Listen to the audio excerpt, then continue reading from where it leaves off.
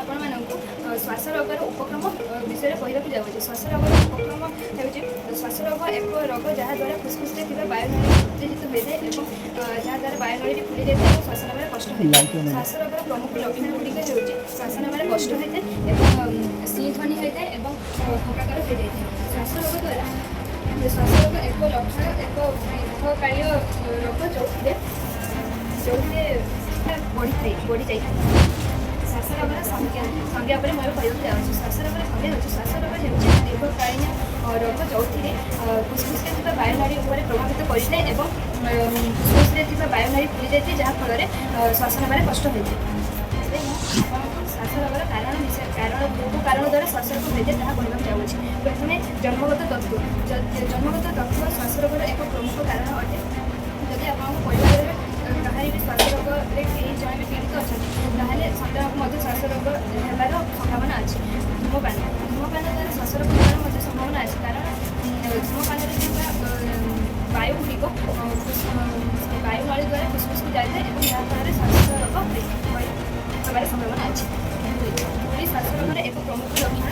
ଧୂଳି ଦ୍ୱାରା ବିଭିନ୍ନ ପ୍ରକାରର ଅପରିଷ୍କାର ଧୂଳି ଯାହାଫଳରେ ବାୟୁନଳୀକୁ ଯାଇ ଫୁସ୍ଫୁସ୍ରେ ଶ୍ୱାସ ନେବାରେ କଷ୍ଟ କରିଥାଏ ଏବଂ ଶ୍ୱାସ ରୋଗ ହୋଇଥାଏ। ବାୟୁ ପ୍ରଦୂଷଣ। ବିଭିନ୍ନ କାରଖାନାରୁ ବିଭିନ୍ନ ବିଷାକ୍ତ ବାୟୁ ଆସି ଆମ ଫୁସ୍ଫୁସ୍କୁ ଯାଇଥାଏ ଏବଂ ତାହା ସେ ବିଷାକ୍ତ ବାୟୁ ଫୁସ୍ଫୁସ୍ରେ ରହି ଆମର ଶ୍ୱାସ ନେବାରେ କଷ୍ଟ କରିଥାଏ।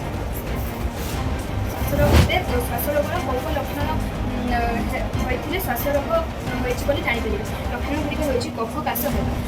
ଶ୍ୱାସ ରୋଗ ହେଲେ କଫ କାଶ ହେବା ହେଉଛି ଶ୍ୱାସ ରୋଗର ଏକ ପ୍ରମୁଖ ଲକ୍ଷଣ ଏବଂ ଶ୍ୱାସ ନେବାରେ କଷ୍ଟ।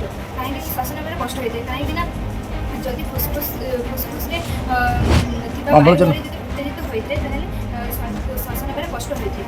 ଧ୍ୱନି ହେବା। ବିଶେଷ କରି ରାତି ସମୟରେ କିମ୍ବା ଅଧିକ କାର୍ଯ୍ୟ କରିବା ସମୟରେ ଶ୍ୱାସନଳୀ ଉତ୍ତେଜିତ ହୋଇଥାଏ ଏବଂ ଧ୍ୱନିର ଏକ ସ୍ୱର ଆସିଥାଏ। ଦୁର୍ବଳତା ଅନୁଭବ କରିବା। ଶ୍ୱାସ ରୋଗରେ ଶ୍ୱାସ ନେବା ପାଇଁ କଷ୍ଟ ହୋଇଥାଏ ଏବଂ ଅମ୍ଳଜାନର ପ୍ରଭାବ ଆମ ଶରୀରରେ କମ୍ ହୋଇଥାଏ ଏବଂ ଯାହାଫଳରେ ଦୁର୍ବଳତା ଅନୁଭବ।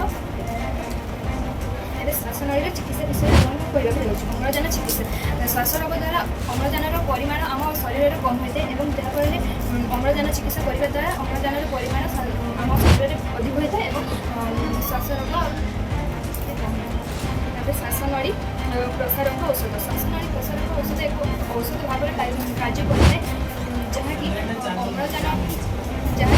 ଯେତେବେଳେ ଶ୍ୱାସନଳୀରେ ଶରୀରରେ ଅମ୍ଳଜାନ କମ୍ ହୋଇଥାଏ ସେତେବେଳେ ଫୁସ୍ଫୁସ୍ରେ ଶ୍ୱାସ ନେବାରେ କଷ୍ଟ ହୋଇଥାଏ ଏବଂ ଶ୍ୱାସନଳୀ ପ୍ରସାରକ ଔଷଧ ଦ୍ୱାରା ଆମର ନିଶ୍ୱାସ ପ୍ରଶ୍ୱାସ ଭଲ ଭାବରେ ହୋଇଥାଏ। ପ୍ରତିଶୋଧ ରୋଧକ ଔଷଧ। ଏହା ଶ୍ୱାସ ରୋଗକୁ କମ୍ କରିଥାଏ। ସ୍ୱାସ୍ଥ୍ୟକର ଖାଦ୍ୟ ଖାଇବା ଦ୍ୱାରା ପ୍ରତିରୋଧକ ଶକ୍ତି ବଢ଼ିଥାଏ ଏବଂ ଯାହାଫଳରେ ଆମର ଦେହରେ ରକ୍ତର ପରିମାଣ ବଢ଼ିଥାଏ ଏବଂ ଅମ୍ଳଜାନର ପରିମାଣ ବଢ଼ିଥାଏ, ଯାହାଫଳରେ ଶ୍ୱାସ ରୋଗ ହୋଇନଥାଏ। ଶ୍ୱାସ ରୋଗ ଧୂମପାନ ବନ୍ଦ କରିବା ଉଚିତ, କାରଣ ଧୂମପାନରେ ଥିବା ବିଷାକ୍ତ ବାୟୁଗୁଡ଼ିକ ଶ୍ୱାସନଳୀରୁ ଫୁସ୍ଫୁସ୍କୁ ଯାଇ ତାହା ଶ୍ୱାସ ରୋଗ କରାଇଥାଏ ଏବଂ ଧୂମପାନ ବନ୍ଦ କରିବା ଦ୍ୱାରା ଶ୍ୱାସ ରୋଗ ହୋଇନଥାଏ। ପ୍ରତିକ୍ରିୟା ଜନିତ ରୋଗ ଯେମିତିକି ବାୟୁ, ଧୂଳି ଏବଂ ପଶୁ ଚର୍ମ ବିଷାକ୍ତ ପ୍ରଦୂଷଣ ବାୟୁ ଯାହା ଆମ ଫୁସ୍ଫୁସ୍ରେ ଯାଇ ଶ୍ୱାସ ରୋଗ କରାଇଥାଏ ଏବଂ ଆମର ଚାରିପାଖରେ ସ୍ୱଚ୍ଛ ରହିବା ଉଚିତ।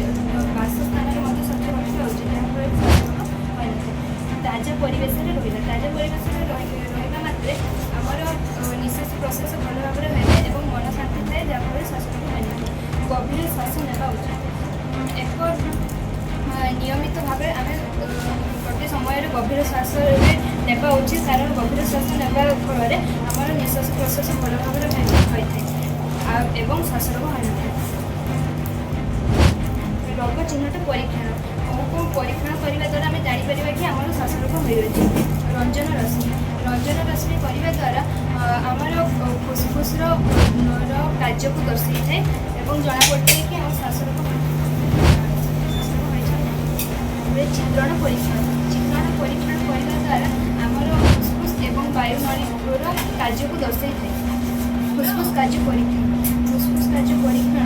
ହେଉଛି ଶ୍ୱାସ ରୋଗର ଏକ ପରୀକ୍ଷଣ ଯେଉଁଥିରେ ଆମର କେତେ ମାତ୍ରାରେ ଅମ୍ଳଜାନ ଆମେ ନେଉଛେ ଏବଂ କେତେ ମାତ୍ରାରେ ଅଙ୍ଗାରକାମ୍ଳ ଆମେ ଛାଡ଼ୁଛେ ତାହା ଫୁସ୍ଫୁସ୍ କାର୍ଯ୍ୟ ପରୀକ୍ଷଣରେ ଜଣାପଡ଼ିଥାଏ।